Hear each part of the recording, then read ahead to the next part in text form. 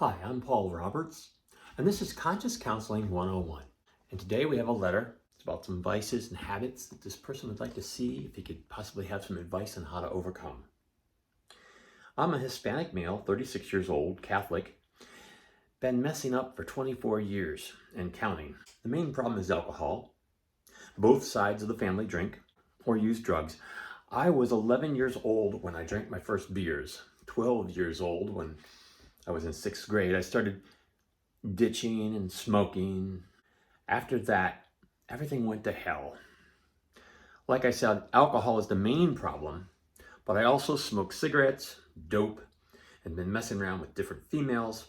I'm not married, but I have 2 kids and the baby mama. Those are my addictions that I struggle with. I try so hard to stay away or say no, but I always fall or had fell so many times. Okay. As far as I'm concerned, almost everybody that I run into falls into vices. I run into a lot of people, and there's a lot of reasons, but it always just boils down to following what you think is the best way, giving into it, being prodded by others around you, maybe people that you admire, maybe people you're just falling with. And there's some sensibilities that come from that, from drinking. I don't use drugs myself, I wouldn't know. There's all kinds of programs out there. You know, you've heard of them all, I'm sure, so there's nothing I'm going to tell you about there. I'm going to go a different way. This is Conscious Counseling. Conscious Counseling 101. I'm going to talk to you about what you can do to make your whole life better. And by doing that, some of those things won't be as prevalent in your life. That's the goal. One of the things that I find when I talk to people about this subject, and I talk to people about this subject a lot,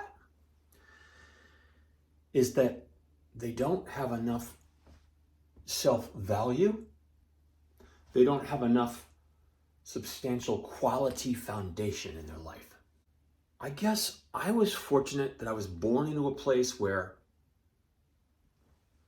I was watched out for a little bit, maybe disencouraged to go finding all these crazy things. And the people that I hung around with were regular people. They were artists, people that were trying to be good students, trying to get somewhere in life. And I cultivated friendships with people that weren't jocks or druggies or things like this. And let me just tell you this funny, I think it's a funny story personally, but I was in high school, probably senior year, maybe junior year. I walk in the bathroom. This is way back in 82, you know? I'm a lot older than you. By the way, look at me. I'm 58 years old. Do you know very many 58-year-olds that look like I do?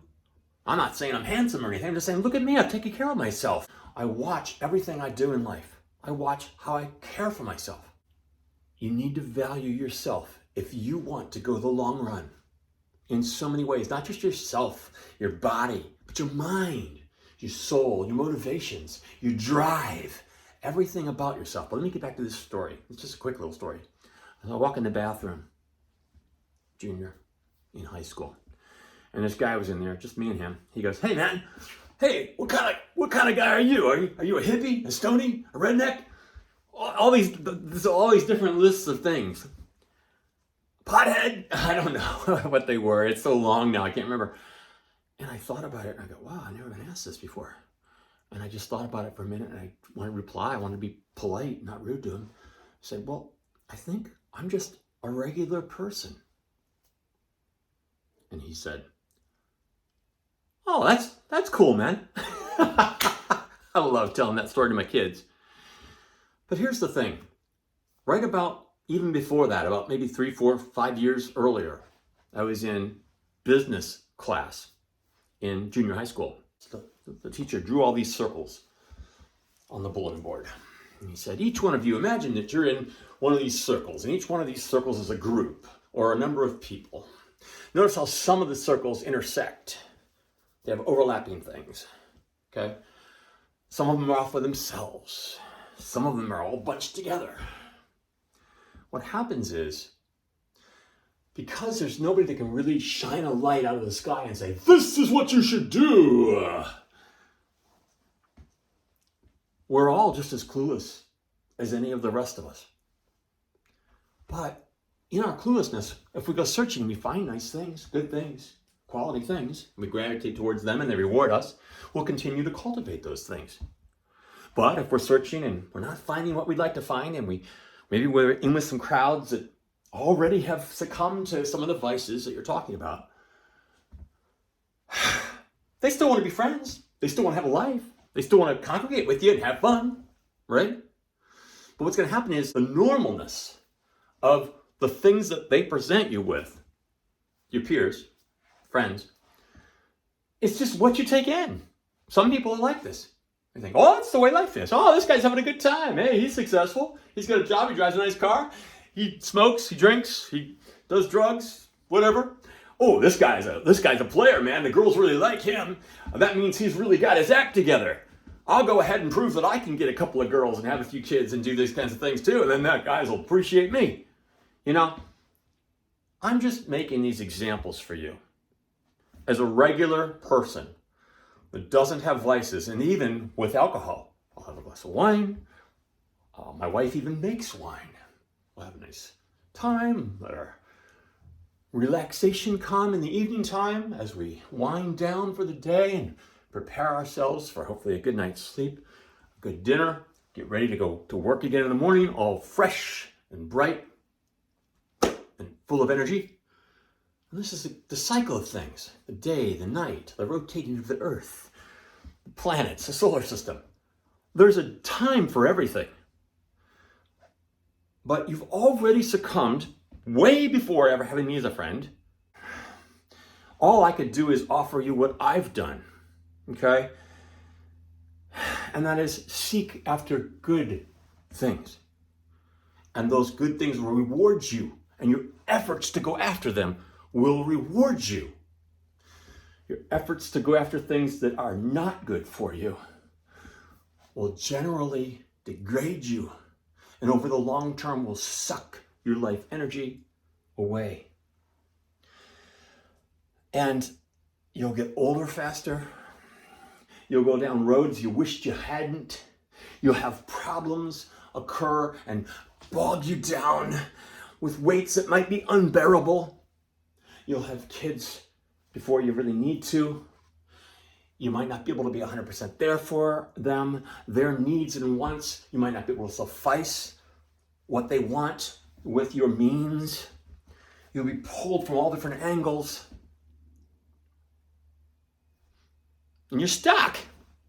What are you going to do tomorrow? Oh, I talked to this guy on the internet. He told me I can look at things a different way.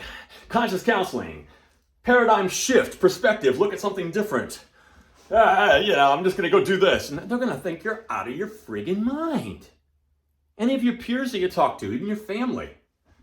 So I hardly have a hope of saying anything that's going to make you think, oh, there's another way. I can find that way too. I can correct my mistakes. Well, you probably can't correct all your mistakes, okay?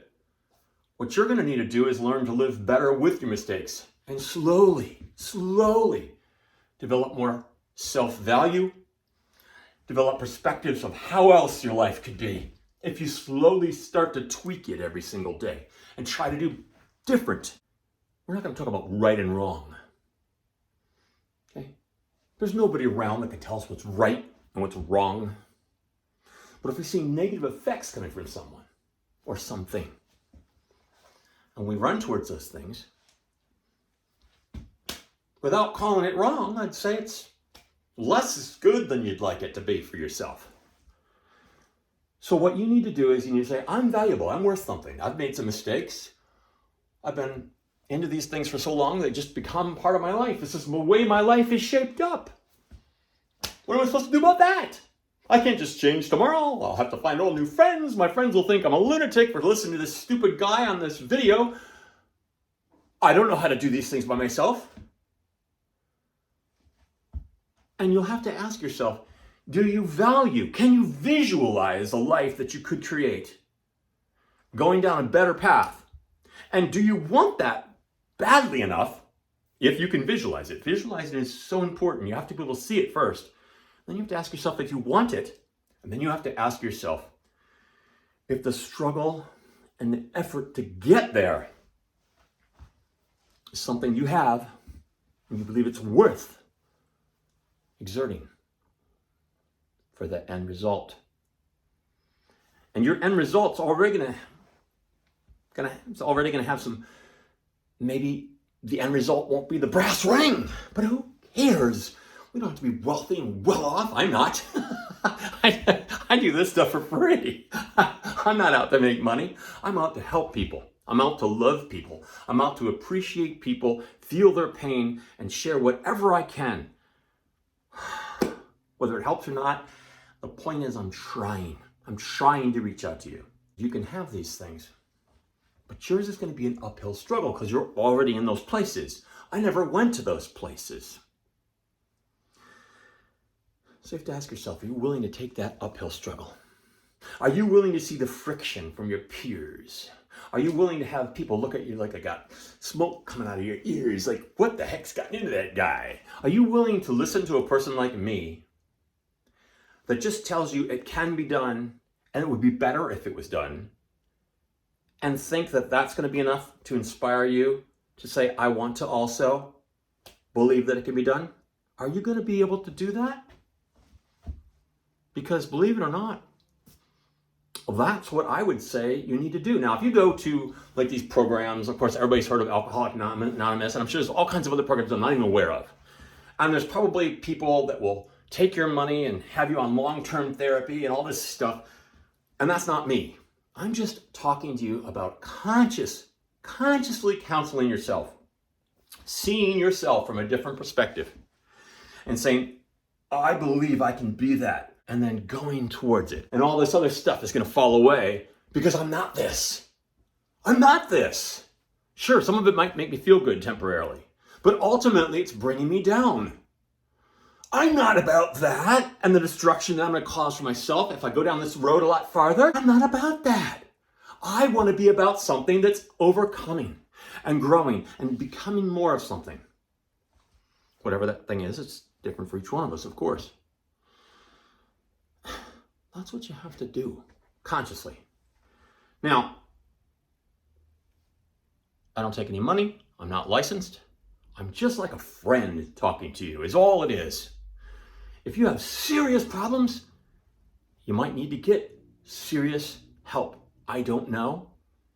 I know that little bit about you in that letter, and I'm responding only to that with what I have in my life that I've done.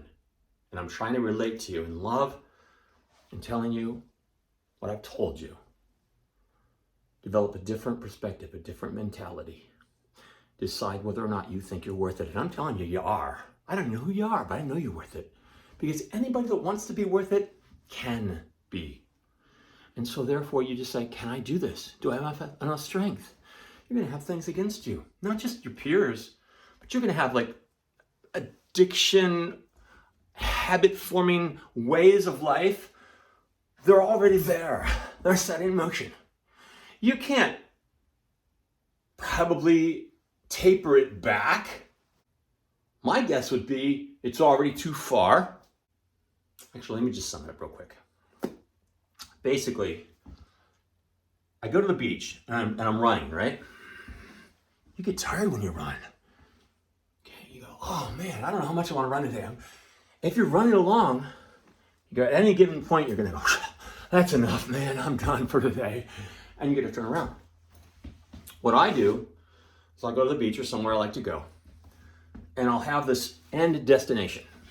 Okay, I call it, at the beach, there's this wall at the very end.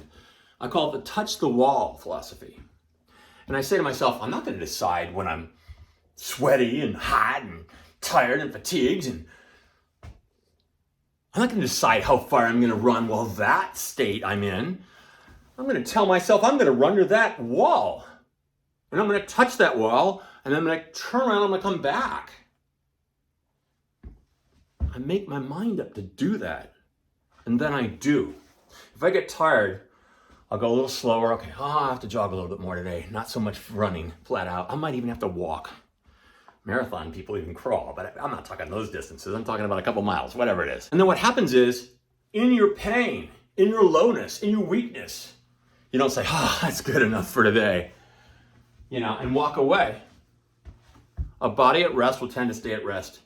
A body in motion will tend to stay in motion. A body that's in motion, that hasn't decided what they're going to do ultimately, will tend to fail. You need to start off by saying you're going to touch that wall. You're going to win from the beginning. You don't handle how much drugs or alcohol you use or how many women you congregate with. It doesn't work that way. You have to say, I'm worth more than this. My long-term happiness, success, and fulfillment as a valued person to myself and others is worth more than the lowest common denominator that I see in society all around me. And when you become determined that you believe that, then you'll let these things drop away and you'll become that. And I'll talk to you as you go if you'd like, and I'll talk to you more if you like. I had very little to work with here today, so all I can do is express my point of view on it, my support, my love for a fellow human being that wants to do better. Talk to me more if you'd like. I'm Paul Roberts, and this is Conscious Counseling 101.